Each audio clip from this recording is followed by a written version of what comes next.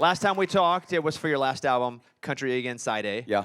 And so, have you pivoted from what you thought was coming next? I guess that's my question. Like, why is it not side B? That's exactly what I wanted to say without just saying it like that. No, you can. Yeah, okay. Well, where's side B? That's the question. No. I've been answering this a lot this week. And it's kind of hilarious. But this wasn't even supposed to happen, to be honest with you. It was like, okay, it was. I had a vision. God was there. He told me to do this. No, this is Country Again Side A was literally written in my studio at my house during the middle of a pandemic in front of my curtains. I'll give you some of those at some point. Once I got back on the road in 2021, we played this string of shows in Dallas, and we had all these songs on Country Again Side A, like ready to play, and we went out and played, and I kind of looked out into the crowd, and I was like, man, I feel like people might have forgotten how to do some things, but they did not forget how to party. And I'm noticing that as I'm looking out here, and people did not forget how to dance. And I think what I thought I was doing for Side B, I wasn't fully done with it, if that makes any sense. And so I called some of my co-writer buddies. We started writing one song, then two songs, and that turned into like 50. And we just had a whole different project. That's kind of the best way I know how to explain it. But I think getting back on the road and feeling the energy of being in front of, real people kind of changed a little bit of my writing concept. But Side B will be here for sure. Were you doing any writing out on the road? Because you mentioned getting inspiration from seeing people's faces and watching them dance. Were you taking any of your co-writers on the bus and writing after shows and like you were inspired right then? Yeah, that's all I do. I think when I come back in town from the road, me looking at my wife being like, hey, I know I've been gone for 3 days, but I'm going to go write. That's just like not going to happen. So I bring my work on the road with me. So I've got, a crew of awesome people that come with me on the road. And I think it's cool for songwriters to get to go out and kind of live that day with you. You know what I mean? Do you ever call them up? Like, here's my songwriter buddy, and he's going to write a song on stage. That doesn't happen, but here's my songwriter. You bring the experience to them so maybe they can feel what you're feeling as well when you walk off the stage? Yeah, I think that's the biggest part that we write on the road is that they get to not only be on stage with me, but they also get to go watch the show. They get to watch how people are reacting to certain things. And, I can't tell you how many times we've gotten back to the bus and haven't written a thing all day, and then one of the writers got inspiration from something that happened, up in the grass at one of those amphitheaters. And the next thing, I don't mean that in a bad way, but... Or do I? I don't know. It's and then I just think inspiration comes from being in that environment. And I would say this whole record was written really on the road. So I've seen a Thomas Rhett live show before. There's a lot of energy there. I would just think that when you come off stage, you're sweaty, you're tired, your adrenaline has skyrocketed, so therefore it's also fallen back down. Yeah. And you must be exhausted, but now you have to write. And that creatively, that takes a lot of energy. So is it just a readjustment, or are you ever like, guys, you got to carry me through this? Like, what is that like writing for this record after those shows?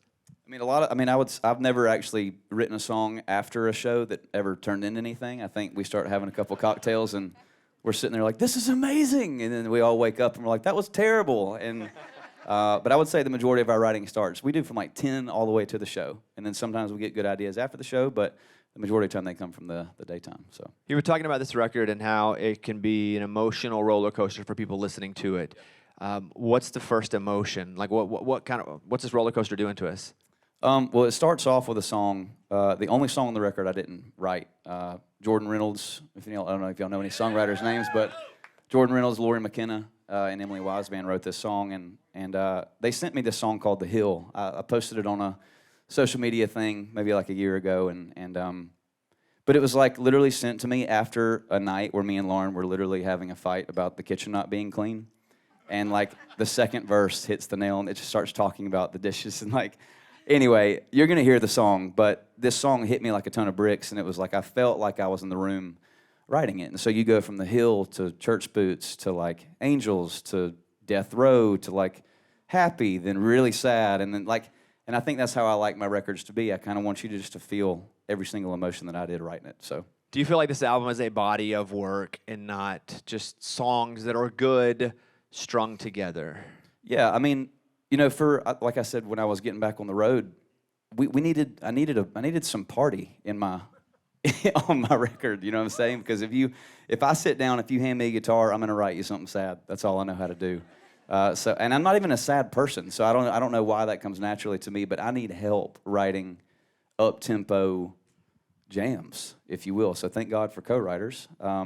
But yeah, no, this is a body of work for sure, strung in with some songs that I think that you need to hear in the summertime. So You talk about the first track and how it's the only song on the record that you didn't write.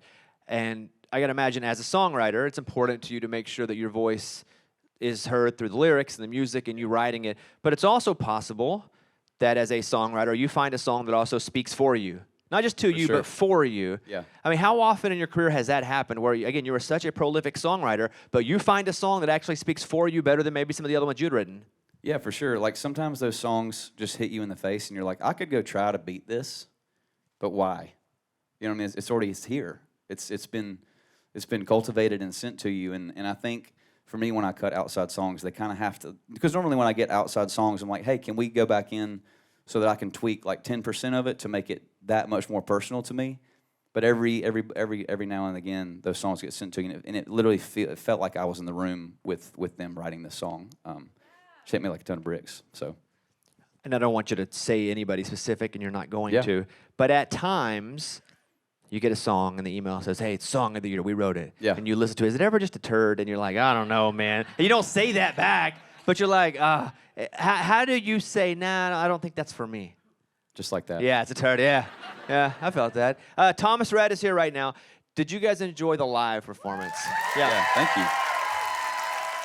You did work with one of your favorite co-writers on the project, your dad. Yeah. How has that relationship changed over the years, working together as peers? Like, where are you two now when it comes to working together? It's pretty seamless. It really is. I mean, I think early on in my, writing process, like I had a long way to go, and I think Dad knew that. So we would butt heads every now and then by me being like, I think this song is great, and he's like, well, it's really not. But I needed to hear, like, I think everybody, any profession, you need to hear some sort of criticism from people that you trust, and, for me, that's my dad, and so we've just grown into, like, I get to write songs from my perspective and my story, and my dad has gotten to see them from, like, the dad perspective, you know what I'm saying? Like, the first time I felt that was on Life Changes, and I was sort of writing from this place, and then he was just like, yeah, but this is kind of how I saw it from your dad, you know what I'm saying? So, like, all of a sudden, it's like two versions of myself writing the same song. And it's a really, really cool thing, man. He opened for us all 2019. We got to write, like 55 days in a row. But you're the boss. You pay him, so he has to do what you say. I did pay him. Yeah, it's like a role reversal. He was mad. Yeah. He was mad that I didn't pay him more. I think, like, per the contract, like an opener gets like 20 minutes or something. He was like, you're not going to give your old man longer than 20 minutes out there. So we extended it to 30, just out of the kindness of our hearts. Your daughters, I'm assuming they know the words to some of these songs. Do they like church boots? That's Lennon, my 2-year-old's favorite. Like, we drive to school in the mornings, and Lennon just will say Daddy's song over and over until someone hears her. It's either Daddy's song or Encanto, and so when she says Daddy's song, it means church boots, and if you play anything else, she lets you know that that's not what she wants to hear. So.